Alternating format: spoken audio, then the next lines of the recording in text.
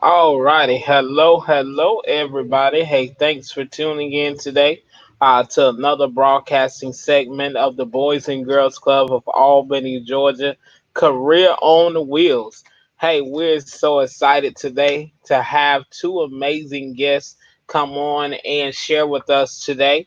None other than Mr. Sermario Wiggins, Senior, Center Director, Potomac Job Corps Center, all the way in Washington, D.C. He is also, I'm not going to spill all the beans, but I do want you to know a little about him. He is a former Albany, Georgia native.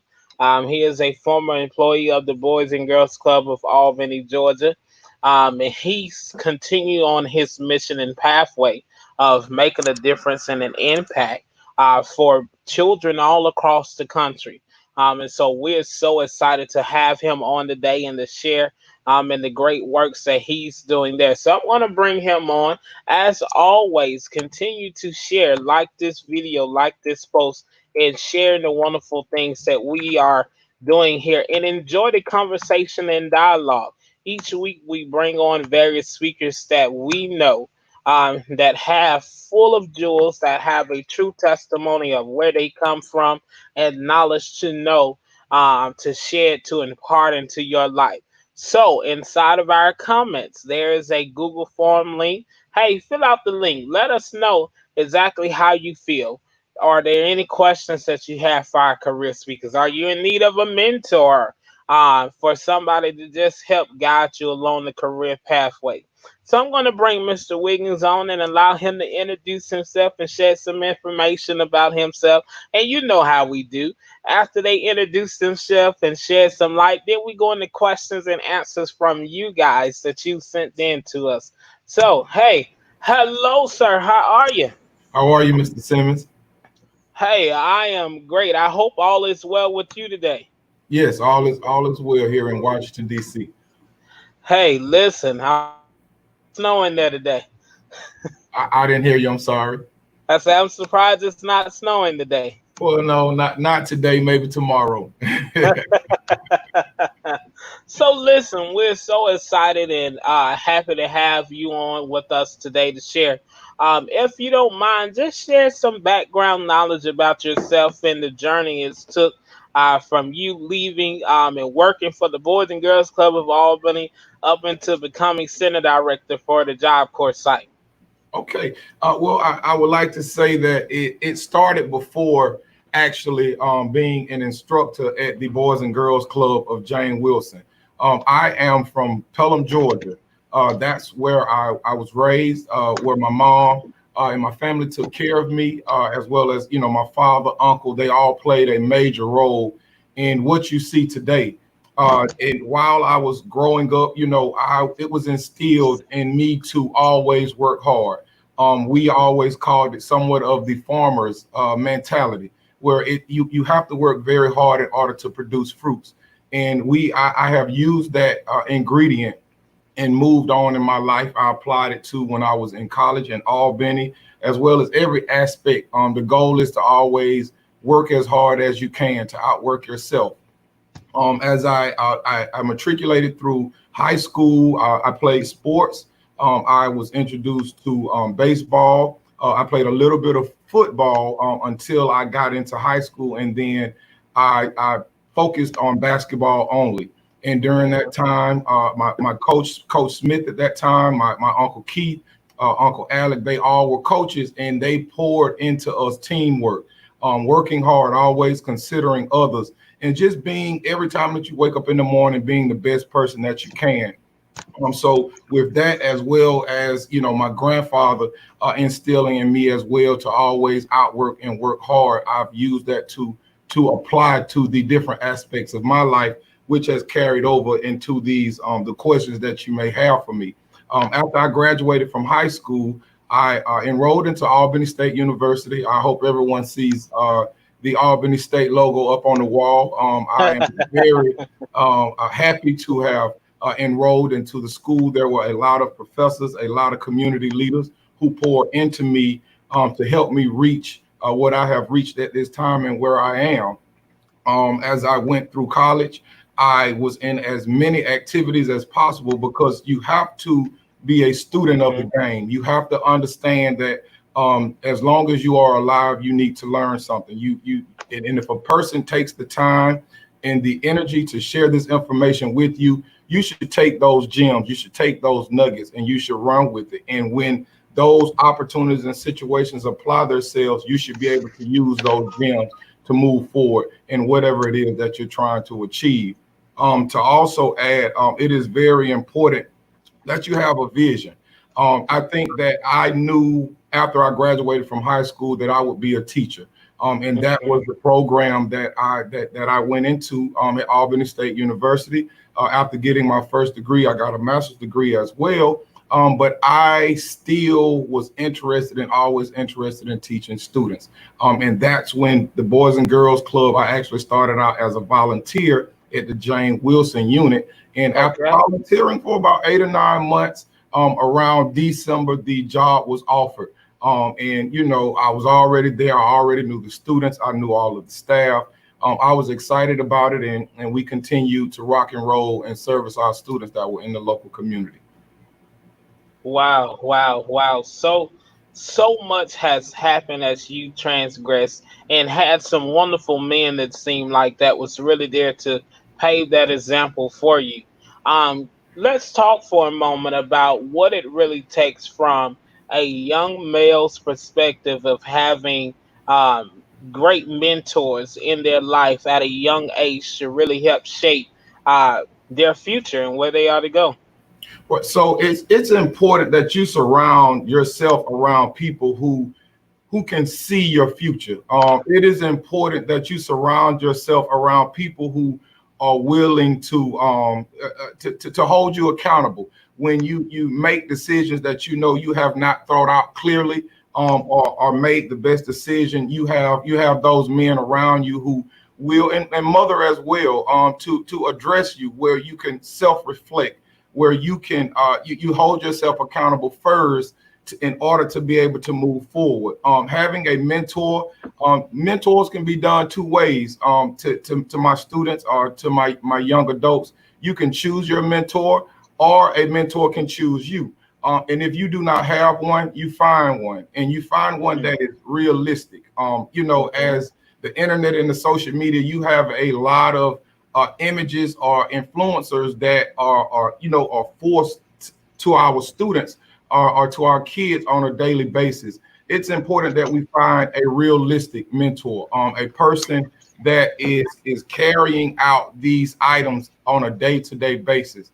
It is very important to find that individual, and also understand that just having one mentor isn't it. As you move up in life, as you move forward, those mentors will change, because your purpose change, your responsibilities change, and for whatever apparent reason, those individuals will walk into your life, and you make sure that you continue to be a student, and you be the best that you can. You receive that information and you apply it when it is needed. And so you hit on so many things about being the best that you can be, and also making sure that even if you can't find a mentor, a good mentor knows how to identify somebody that's in need of great mentorship. And so when we talk about that, how has your journey in your career pathway from transitioning in working up the ladder of Job Corps, how did you get involved with Job Corps? So the way that I was introduced to Job Corps, when you're working in the college or you're a student in the College of Education, there's clinicals, there's a student teaching that you Hmm. have to that you have to complete in order to get your degree. And I had three options. I had Darty Middle School, I visited Darty High School, and then I had the option, and I remember like it was yesterday, Miss Kim Fields, which is now Dr. Fields. She said, Hmm. Mr. Wiggins, she said, I think you should go and take a look at Turner Job Corps. And, it was amazing because I had never, ever heard of Turner Job Corps before, other than one of my classmates when I was in high school going to the school. And then once he completed, he came back. But, us being young, you don't think to ask details or find out how did you get your education. We just knew that he came back and he was working, which we were excited about. So after being able to go to Doherty High School, Doherty Middle School, and then I remember it was like on a Wednesday, I went to Turner Job Corps, and I had the opportunity to sit in a class. And a few things that I learned about the program. One thing is that if you needed a high school diploma or a GED, you could achieve that, but not. It's a curriculum based, but it's self-paced, which means that as you are able to achieve those items that are in front of you, you're able to be presented with another one. On the other side, to be able to see on the vocation where I could actually achieve a trade, and it could be landscaping, it could be construction, it could be electrical, even pharmacy tech. I'm able to achieve that education and start working within a year or so, at the age of maybe 20, 21, 22 years old. I thought that was a great program. I was very excited, and I fell in love with the program, and I've continued to work there, and I will continue to also add, another thing that I noticed about the program as well is all of the wraparound services that we provide. You were going to get a mentor. You will have a career counselor. You're going to have instructors that are willing to, to push you in the direction that you're trying to go. And to also add, the secret about being good in a career or any field, the sooner you start, the better off you are. And that is my recommendation. And Job Corps gives our young adults the opportunity to enter into the workforce a little sooner than any other educational entity or any educational organization. So let's talk for a moment about the skills that have prepared you for taking on your current role. The skills of technology, the skills of student teaching, the skills of starting off at Job Corps, and even the conscious decision of choosing where to do your student teaching at, your clinicals. So let's talk. What type of skills have you contributed, say, from your working experience, have really helped you to be an effective center director? So the first thing as a center director, or as you say, an executive level, from the minute that you walk into your office, there's a lot of information that you will receive. There's a sense of urgency from every department in reference to things that have to get done, and they need to be done in a timely manner. I remember talking to my president and my vice president, and I mentioned to them, I said that everything that comes across my desk is of importance, and it all is, because we're dealing with my instructors, my staff, as well as my students. But we have to prioritize. It is very important that you have great decision-making skills, because when we make these decisions, you're getting ready to affect a staff or a student for the rest of their lives. So the first thing that I recommend is that before you make a decision, you need to get as much information as possible. And once you get that information, double check. Make sure that you're able to verify with your senses all of the information that you've received. And from there, you can prioritize and make decisions. You mentioned technology. Technology is something that it's always evolving. If you take a look at your phones, every couple of months, you're receiving an update on an app or something. So technology is something that we all should be students of. We should embrace it. And it is the way of the world now. And we should be able to interact in order to get things done, from paying your bills, from communicating with family members, or anything of that sort. So have you, growing up, did you ever picture yourself moving from Southwest Georgia to now to the big city of Washington D.C., and even serving in the current role that you are? How did that transition feel for you?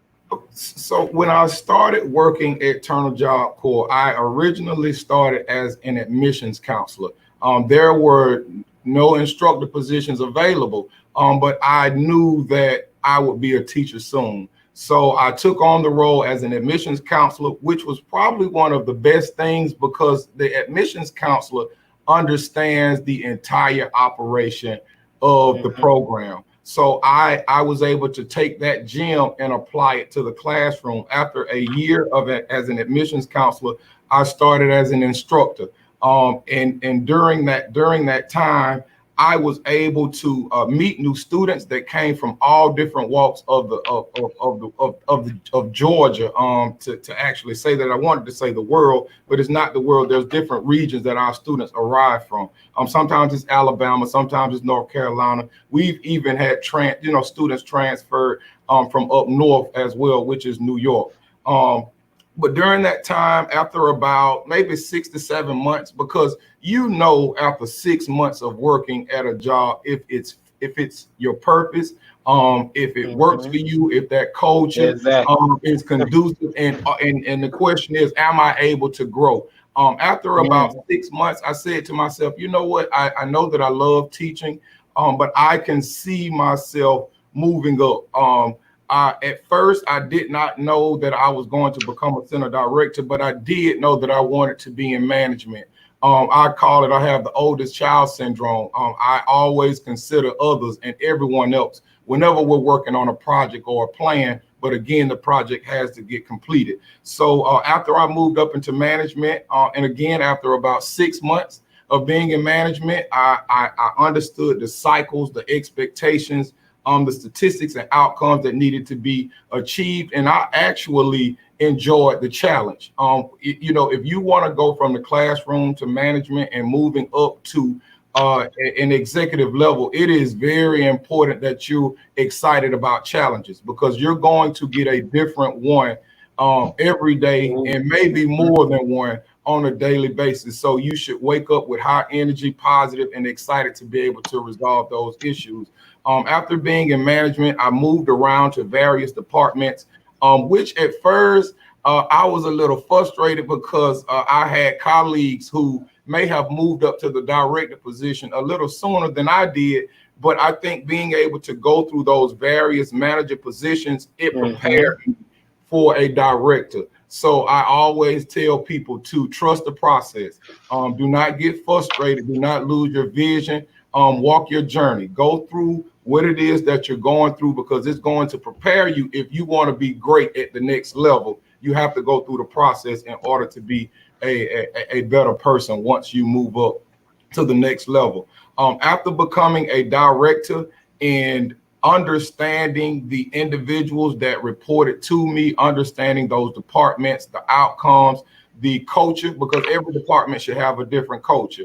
Academics is very important that it is positive, that there's structure, that we encourage our students at the level that they are. A lot of the times we want to cookie cut.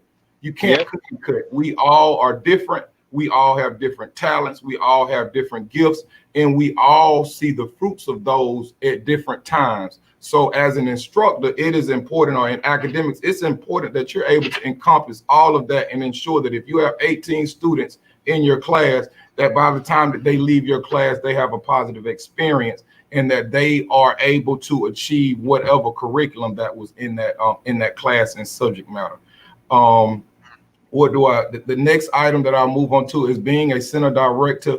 A center director is a different type of a different type of expectation. Being a center director, now you are responsible for, right now I have 182 staff and 378 students. It is very, very important that I am aware, I am in tune, I know everything that is going on to be able to provide the best services to every individual student that I have, because every student counts. Sometimes my days may end at 10 hours. Sometimes my day may not end until 18 or 19. And not saying that I'm physically in the class or physically in my office, but I may receive calls about the dormitory. I may receive calls about maintenance things that needs to get done, because our school is really like a city, and it operates 24 hours a day, 365 days out of the year. So you need to always be prepared to receive information and to be able to give the effective information to make sure that those departments are providing the great services to our students, our staff, as well as our community partners and vendors. And so you covered so much knowledge in just a matter of 3 to 4 minutes. But I do want to highlight this is a question that just came in from one of our former Boys and Girls Club members. What was the experience like once the announcement came to you that you had been chosen as center director? How was it? Did you pick up the phone and call your wife and then call your mother and say, "Hey, it's time to pack up bags and we are," or you may have already been there. And how was that feeling for you? So the first thing is, the secret is you should be excited every day. It Hmm. shouldn't be when you hit a home run that you are excited. You should be excited on a day-to-day basis, even when you are achieving those day-to-day things. I would always tell my students, you should be excited when you get on first base. You should be excited when you hit a home run, and then you should learn from your strikeout if you strike out. So we want to make sure that we're always in a teachable moment. I think when I was called about the position, the first thing is I may have had 3 or 4 interviews before actually being able to get the position. I will say once I received the position, I probably was more humbled and ready to work more than anything, because again, as much is given, much is required. So Hmm. my mindset went into just trying to be more responsible than I was in the position before, in the year before. So, looking back at all of your accomplishments, looking at how proud your mother is and your family is, can you shed some light with us to this class of 2020 that are sitting here watching and listening and saying, you know what? I volunteered around this same organization, this same club, Jane Wilson. I spent countless of hours here. Can you shed some light and motivation to them as they embarking off to college and some are looking for summer jobs? Just to shed some light. Yes, I will use 2 things that my family instilled in me, and it did not make sense until I got older. It's very important that you take your time. You take your time. You make sure, as a young adult, where you are in your life, you can create a mansion, or you can make decisions to burn your mansion down. And I think that it is important that our young folks, or our young kids, understand that decisions, and the decision that you are making is very, very important. But to also add, this is the most prolific. This is the most important part of your life, is because this is now it's time to start building blocks. It's important that you identify true skills in what it is that you see yourself being. I think that it is very important that you try your best to create or find what your purpose is and what your vision. Because once you leave home and you go out into this world, you're going to be pulled in so many different directions, because everybody has their own personal interests. And in order for you to maneuver through that journey, it's important that you know what your vision is, and don't let anyone take it from you. If you know that you're supposed to be a teacher and you started school and you've taken a couple of science classes and they're hard, guess what? Don't quit. Don't let anyone talk you into going into another program. Stick to what your plans are. Now, the way that you do change, or if you make a decision, it should be solely on you.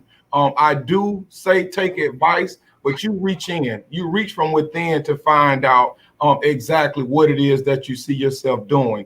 To also add, I would tell my young adults, take the time and listen.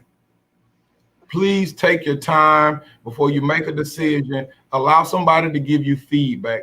Get it at that time. It is important that you receive as much feedback and information as possible, so you are able. Again, I'm gonna go back to saying decisions, that you make the best decision. So take your time. Make sure that you have your vision. Don't let anything sway you. Don't let anything take you off that path. And last but not least, listen.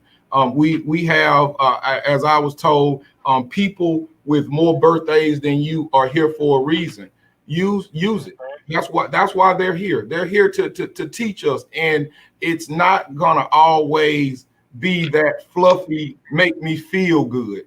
I use the term, medicine that you may have to take. It doesn't always taste good, but it can heal the body. And sometimes you're going to receive information the same way.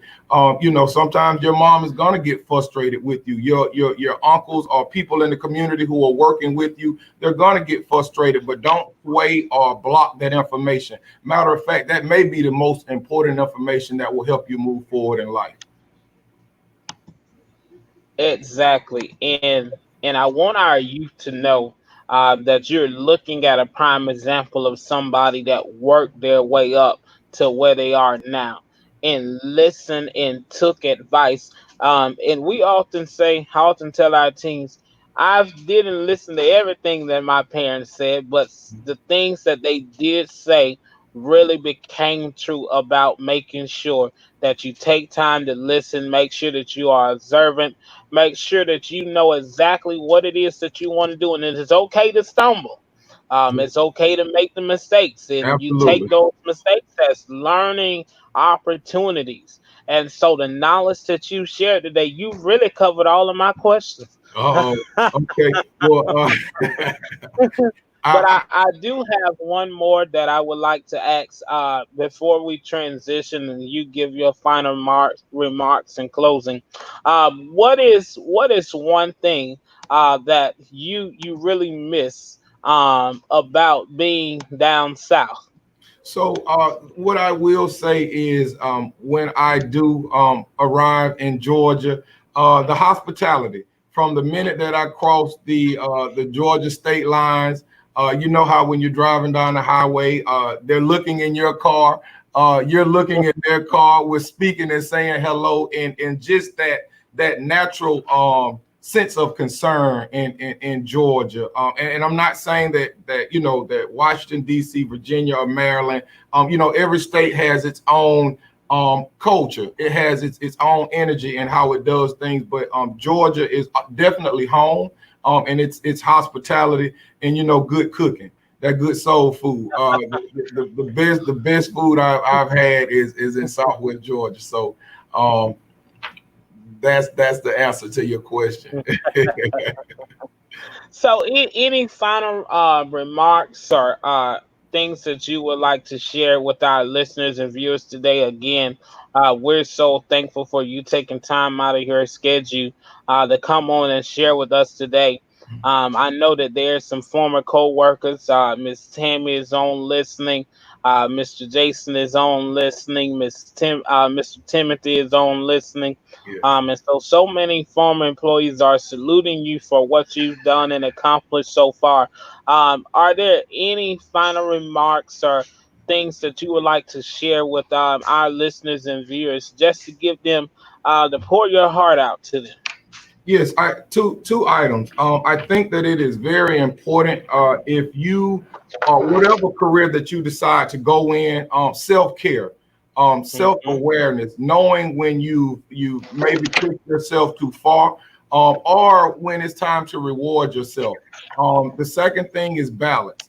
It is important that you're able to don't overexert yourself into one thing. As you know, as this human body that we're in, we have a lot of responsibilities. We are connected to many people for whatever various reasons. And as a great leader, it is important that I am able to provide exactly what it is that the recipients or the people that are responsible in my life. And last but not least, always stay positive.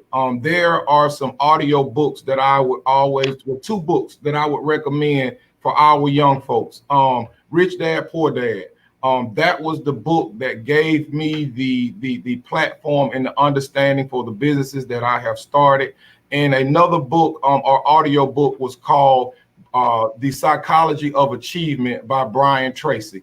And it actually, those audio books, and it was about 9 audio books that was given by my mentor, which is my frat brother Cedric Ward. And it actually, what it did was it taught me how to. It became very difficult for me to think negative.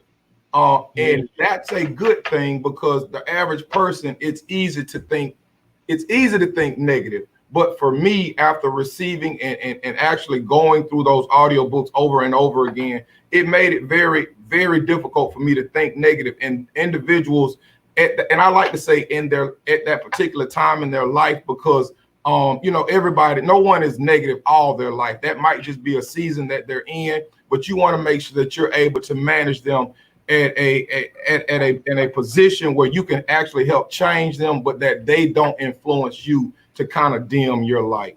And those are the three items that I would leave with my young adults. Blessings, success, and just you can achieve anything that you focus on and you spend your time on. And I'm signing out. Hey, listen, you've really, really done an amazing job dropping some jewels and knowledge here today. Don't think that this will be our last conversation. It may be the first, but not our last conversation. Stay tuned, everybody. Man Cave will be coming up this summer.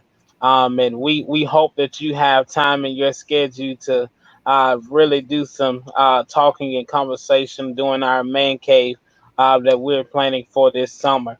Listen, hey, I know that center director work is a busy, hectic day of job. There's several tasks that you're doing with everything going virtual now.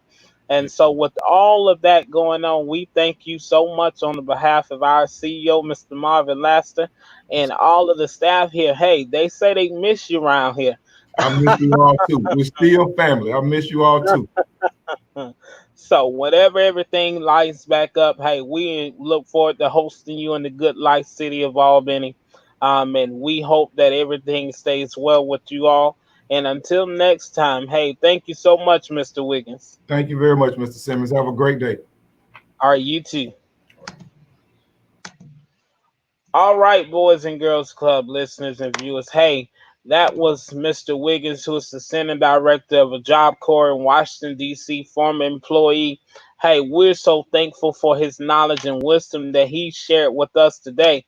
Many times, these opportunities afford you to gain knowledge, to seek opportunities, to look for different people for internships, even just to piggyback off of their thought process and their career path, and even for them to shed some light on some of the mistakes and roads and bumps that they have went through in their life.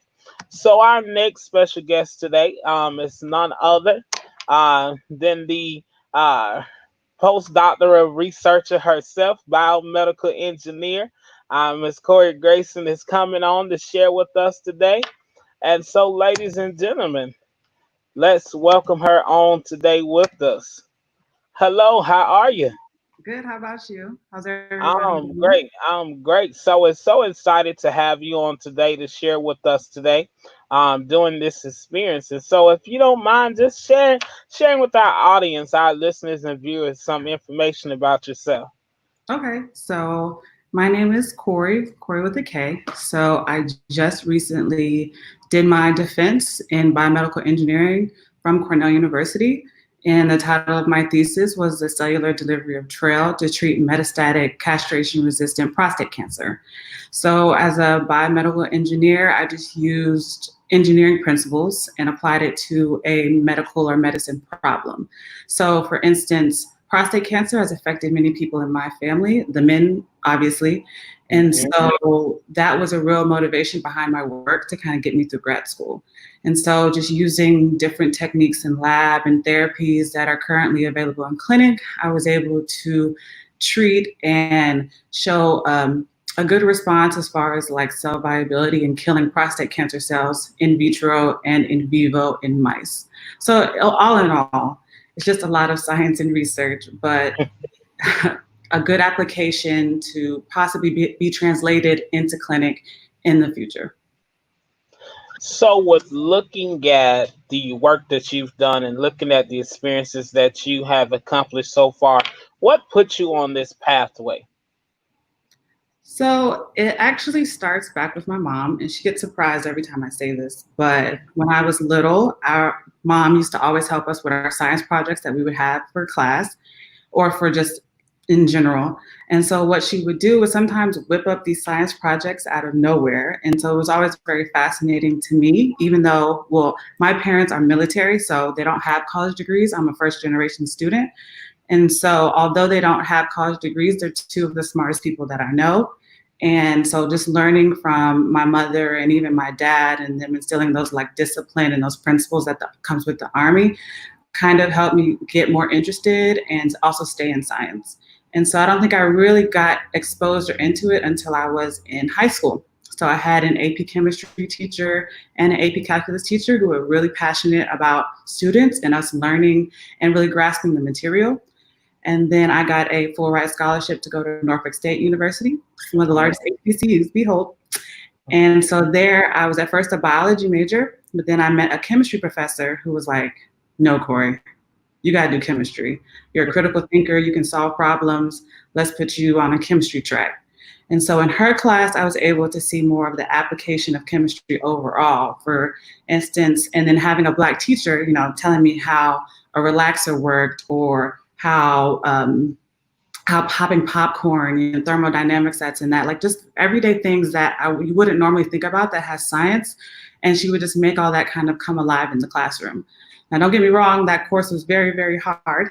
A lot of people left the room crying when we had test days, but it really inspired me to see another Black woman scientist and be at a school that had Black scientists teaching me, because before I got to college, I never had a Black instructor.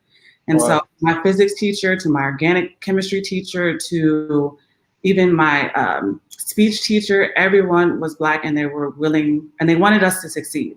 And so it was like going to class, but you know, I'm seeing my uncle and my English professor, I'm seeing my aunt and my chemistry professor, and they're like getting on us and making sure we stay on the right path. And then I think afterwards, when doing like research opportunities during the summer, again, it just started to grow and grow. And although I was a little bit more on a medical track because I wanted to go to med school, I was able to kind of fall in love with research. And then I applied to grad school, and then now I'm here.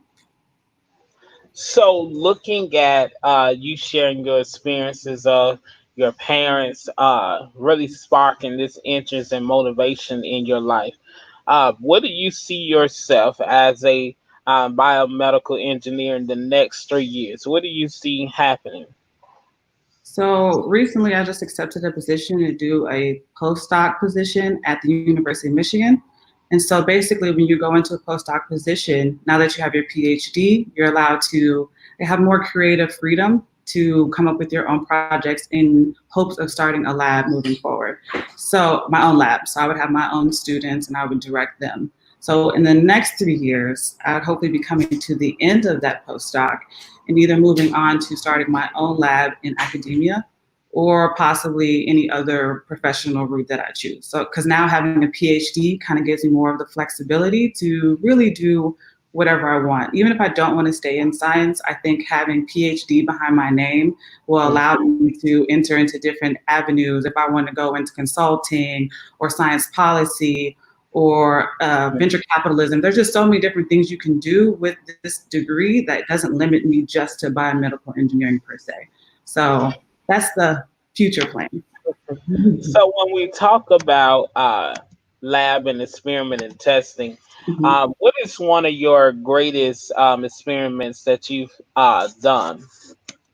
Oh, that's a good question. Because a lot of times with experiments, and I tell first years and people who are just starting in the lab all the time, you need to kind of expect to fail because it's a lot of failure in your research. You have to repeat a lot of things. You have to interpret data, and sometimes it doesn't come out the way you may hypothesize or theorize. And so that can be very frustrating.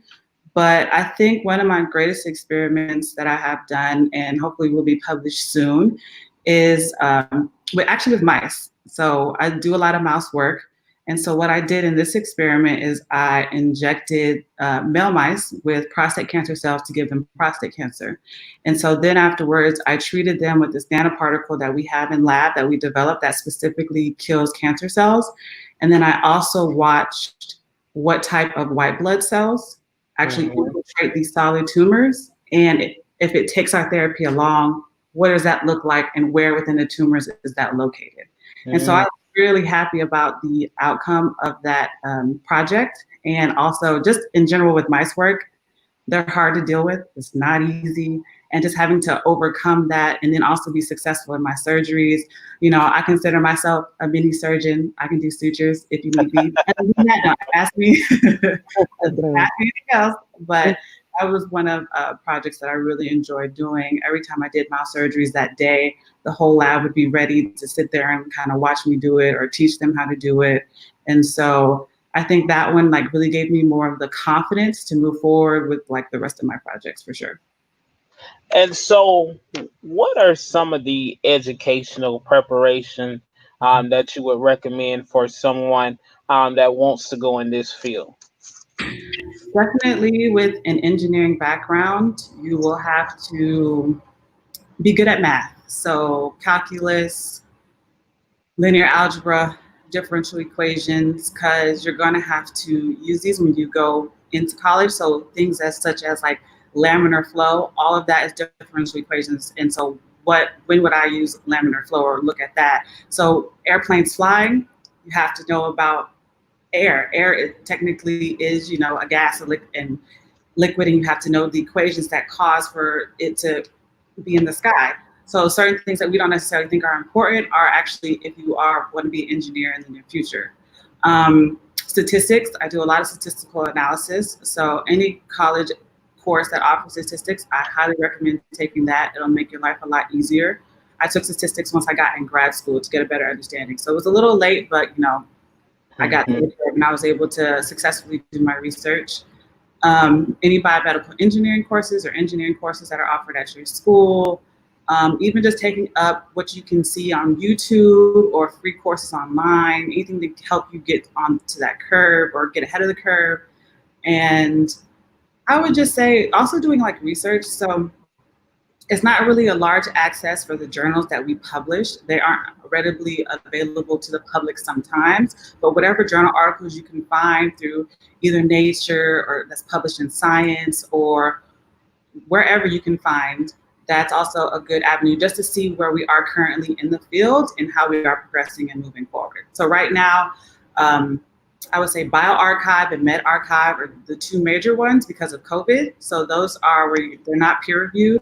So anything that's latest with COVID research has been published there. So if that's something you're interested in, those are definitely two resources you can go to see what is happening. So not only do you have to have the background in the education, but knowing also what's current in the field will help give you an edge as well. So, with looking at your experience, how many African American women do you normally run into that are in the same field and career work as you? Not that many. It's not a lot of us, particularly in BME, but it's growing. So many times in like throughout the past couple of days, I've had so many young girls, high school, college, saying, I want to be a biomedical engineer. How do I do that?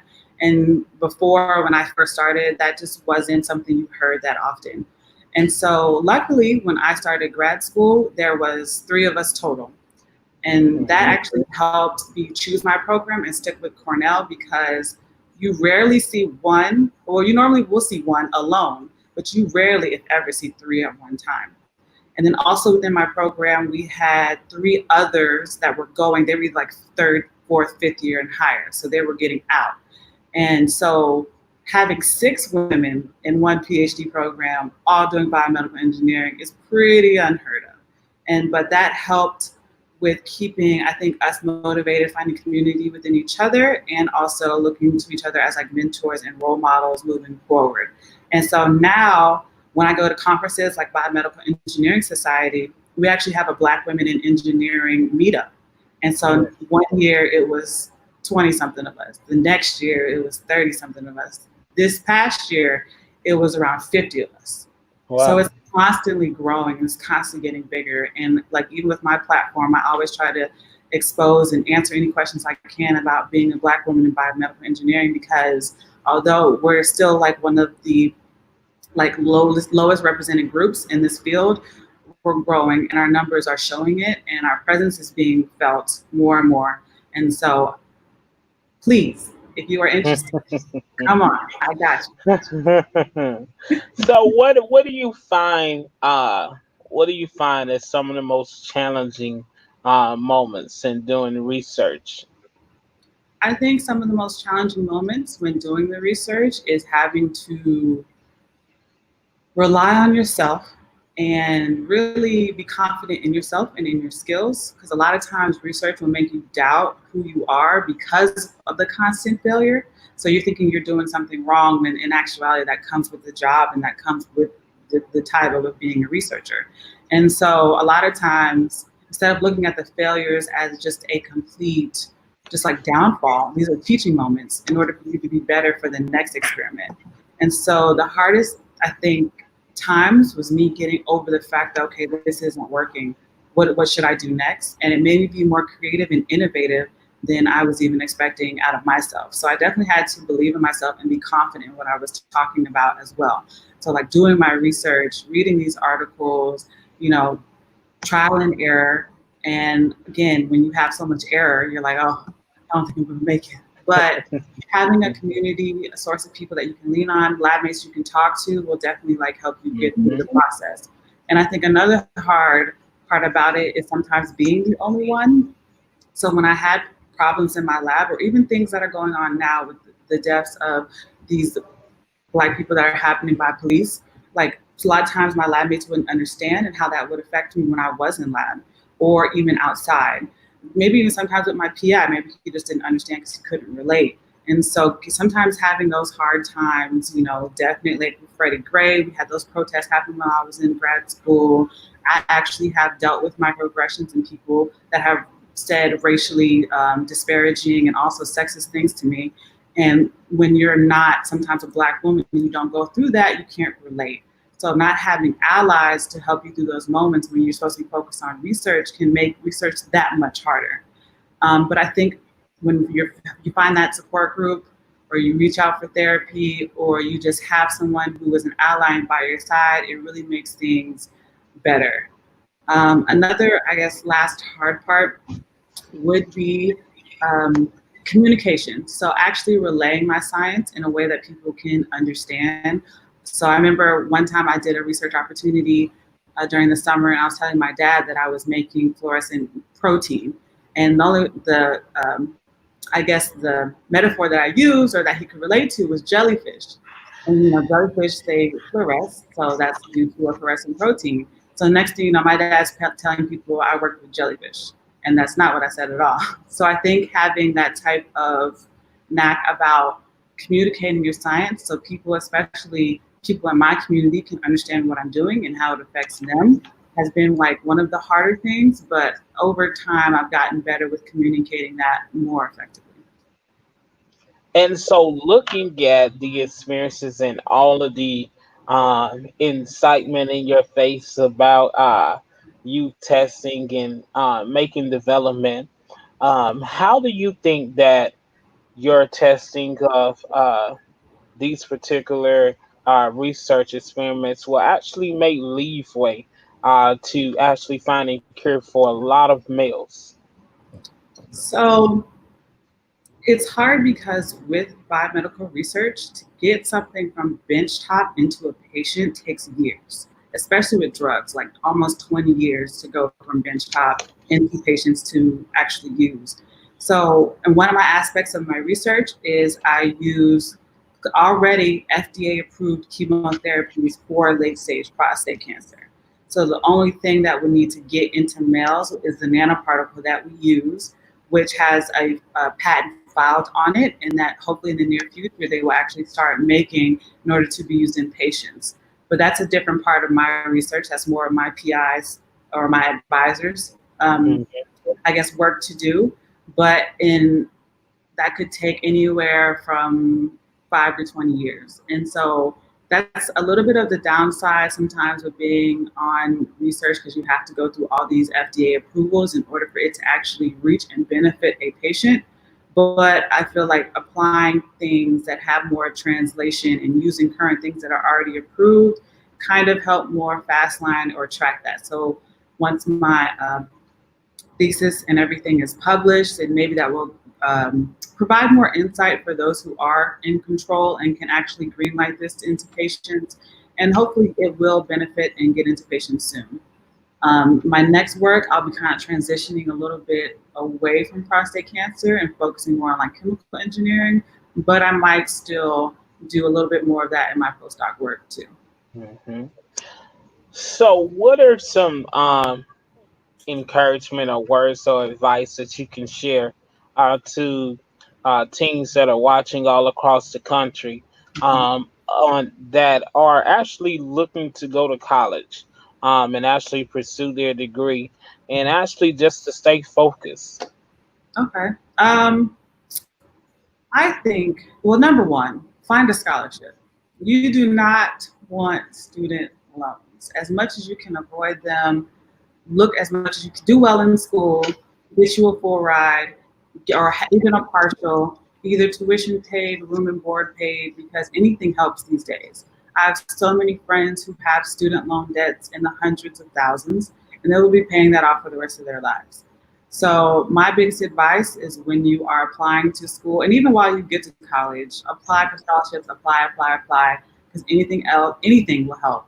Um, I had a full ride scholarship when I got to college, and so now I'm out and I don't have any school debt. My grad school was paid for, so I'm literally a debt-free student.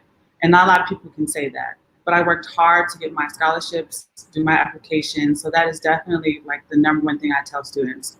The next thing is to major or find something that you really love and you're passionate about. I have seen a lot of people get degrees in things that they don't even use now. They weren't passionate about then, and they're not passionate about now. Hmm. And it's kind of like a waste of money and it's a waste of your time unless you're just going just to be there. And so, what is it that you really care about? What is it that is going to make you wake up in the morning and actually get it done? Like, again, my research, I have days where things don't always work out, things aren't always that great. But knowing the fact that I have to, or I have this kind of like duty in order to kind of show people what a Black woman in STEM looks like and what that represents, as well as how my research applies to people in my own community, that gets me up and gets me going every day, despite whatever is happening in the lab. And then I think as far as staying focused, at the end of the day, it's all about you and what you want to do with your life. So I think for me, one of the biggest motivators in staying focused was being surrounded by certain individuals. Since I went to HBCU and I was in a scholarship group where we all were scientists, being surrounded by like-minded people really pushed me and motivated me. We had to go to tutoring. We had to tutor each other. We made sure that we all were kind of on the same playing field. We gave each other books. Hey, if you need this, I'll barter you for that, or I'll take that, or I'll help you with this assignment if you help me with this assignment. So I think definitely having people that are in the same major, understand what you're going through, will help you keep you focused and also motivated. And then lastly, my parents, they were like, hey, you either go to college, you get a job, but you can't stay here. So we need to figure it out. So I think having that push, and then also having an older brother that I was kind of competitive with, those are things that kind of really kept me motivated. Like, even though he's older than me, I still graduated college first, so I like to rub that in his face every once in a while. Even though I got a PhD, he's a captain, he's a ranger in the Army, so we have just this thing where we kind of keep each other in check as far as staying top notch.